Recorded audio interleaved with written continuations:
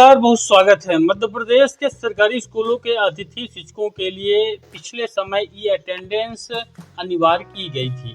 वैसे तो ये ई अटेंडेंस का जो पूरा सिस्टम है, पूरा ऐप है, पूरा फार्मूला है, पूरे नियम है, वह रेगुलर शिक्षकों के लिए बनाए गए थे। लेकिन आनन फानन में रेगुलर शिक्षकों ने इसका भारी विरोध किया। पूरे मध्य प्रदेश के जो रेगुलर शिक्षक हैं वह सड़कों पर उतरे। इसको देखते हुए सरकार ने बीच का रास्ता निकाला कि सबसे पहले अस्थायी तौर पर काम करने वाले अतिथि शिक्षकों के ऊपर दबाव बना के ई अटेंडेंस को अनिवार्य किया गया। 18 जुलाई से ई अटेंडेंस अनिवार्य है। जुलाई का महीना खत्म हो रहा है और अतिथि शिक्षकों के संगठन भी इसका विरोध कर रहे हैं। लेकिन जो अतिथि शिक्षक कुछ ऐसे हैं जो वेतन न मिलने के डर से ई अटेंडेंस लगाने की कोशिश भी करते हैं, तो उनके द्वारा जो ऐप मध्य प्रदेश सरकार शिक्षा विभाग ने ई अटेंडेंस को लगाने के लिए बनाया गया है, उसका नाम है हमारे शिक्षक। यह ऐप सही से काम ही नहीं करता है। इससे इन अतिथि शिक्षकों को काफ़ी ज़्यादा मानसिक तनाव और बहुत ज़्यादा परेशानियों का सामना करना पड़ता है। तो कुछ ऐसा ही मामला एक बार फिर से देखने को मिला है पूरे मध्य प्रदेश में। ये अटेंडेंस लगाने के लिए शाम को 6 बजे तक खुले रहे स्कूल, परेशान हुए शिक्षक।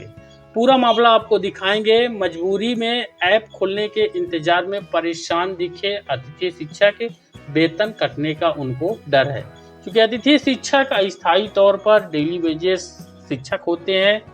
हालांकि इनको शिक्षक का दर्जा अभी तक मध्य प्रदेश की सरकार ने नहीं दिया, यह एक मजदूर ही है। तो ई अटेंडेंस को नकेल ने अतिथि शिक्षकों की मुसीबतों को बढ़ा दिया है। ई अटेंडेंस के लिए जो ऐप शिक्षा विभाग ने तैयार किया है वह लगातार एरर देता है। ऐसे में जहां कुछ अतिथि शिक्षकों की हाजिरी लग पाती है, जबकि अधिकांश हाजिरी भरने के लिए ऐप खोलने का ही इंतजार करते रहते हैं। ऐसा ही हाल सोमवार को भी कई स्कूलों में देखने को मिला है, जिसके चलते अतिथि शिक्षक अपनी लोकेशन सहित हाजिरी लगाने के लिए शाम तक स्कूल खोले बैठे रहे ताकि हाजिरी भर सकें। लेकिन जब ऐप नहीं खुला तो मजबूर होकर उन्हें वापस लौटना पड़ा। इस दौरान दतिया, भंडेर, बसई, जिगना क्षेत्र के कई मिडिल व प्राइमरी स्कूलों में रखे गए अतिथि शिक्षक परेशान होते रहे। हाजिरी ऐप से लगाने के लिए वहां के स्कूल कहीं 5 तो कहीं 6 बजे तक खुले रहे, जबकि यहाँ निर्धारित समय पर बच्चों की छुट्टी कर दी गई।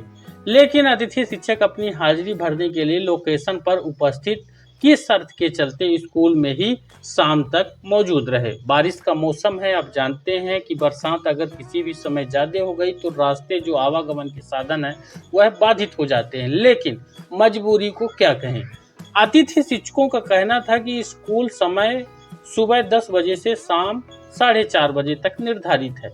लेकिन इस अवधि में जब हाजिरी ऐप से नहीं लग पाती तो मजबूरी में उन्हें शाम तक स्कूलों में रुकना पड़ता है ताकि ऐप के माध्यम से विधिवत हाजिरी लगा सके।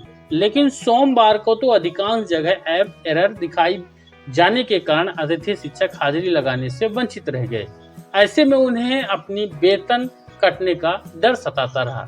स्कूल में पदस्थ महिला अतिथि शिक्षक भी इस हाजिरी की प्रक्रिया को पूरी करने के लिए परेशान होते नजर आई। कई ऐसे महिला अतिथि शिक्षकों के बस भी छूट गई जो अपने स्कूल से 10 से 15 किलोमीटर की दूरी पर निवास करती हैं। अब ऐसे में उन्हें अन्य साधनों से अपने घरों पर पहुंचना पड़ेगा।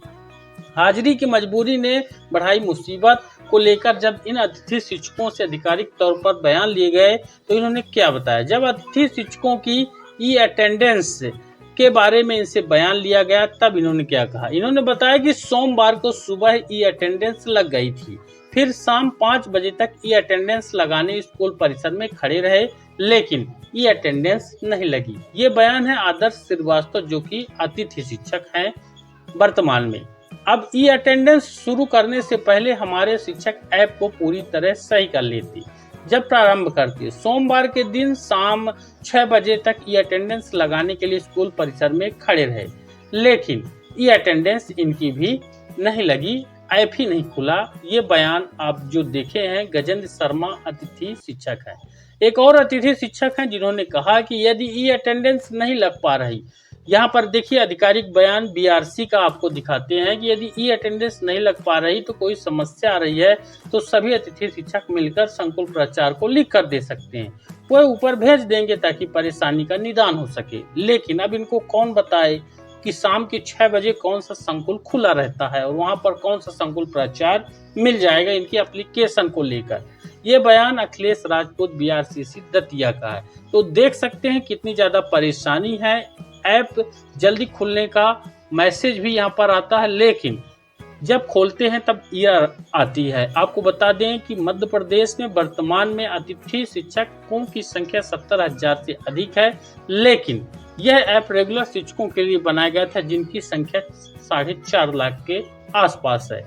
अब आप सोच सकते हैं कि इस ऐप की क्या खासियत है कि जब 70,000 के आसपास अतिथि शिक्षकों की अटेंडेंस यह लगाने में एरर बता रहा है, तो 4.5 लाख जो रेगुलर शिक्षक हैं वह जब ई अटेंडेंस लगाना शुरू करेंगे तब क्या होगा। मुझे उम्मीद है मध्य प्रदेश सरकार और शिक्षा विभाग इस बारे में अपना जो रवैया है वह स्पष्ट करेगा और ई अटेंडेंस ऐप को सुधार करेगा, फिर अनिवार्य करेगा। मध्य प्रदेश के अतिथि शिक्षक वैसे भी बहुत ज्यादा परेशान हैं, वह इस व्यवस्था का हालांकि विरोध कर रहे हैं क्योंकि इन अतिथि शिक्षकों का कहना है कि अतिथि शिक्षक अस्थायी बेसिस है। पहले इनको 12 महीने की सेवा का लाभ दीजिए, इनसे काम का अनुबंध जो है 12 महीने का हो।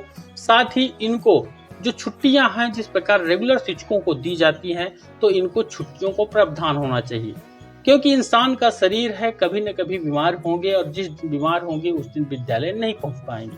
जब विद्यालय नहीं पहुंच पाएंगे तो ई अटेंडेंस नहीं लगा पाएंगे और उस दिन का इनका मानदेय कट जाएगा।